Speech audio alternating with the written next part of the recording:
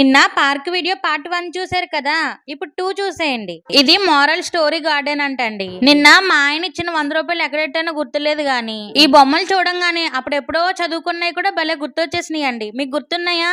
నేనేమో ఇవన్నీ వీడియోలు తీసుకుంటుంటే వీళ్ళిద్దరు పెత్తనాలు చూడండి. ఇక్కడ సరిపోయారు ఇద్దరును.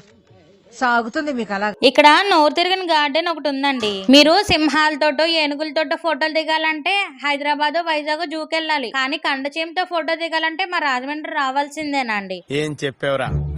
పందిని పందని ఎందుకంటారో తెలుసా అండి? ఎందుకంటే అది పంది కాబట్టి. ఇవే తగ్గించుకుంటే మంచిది.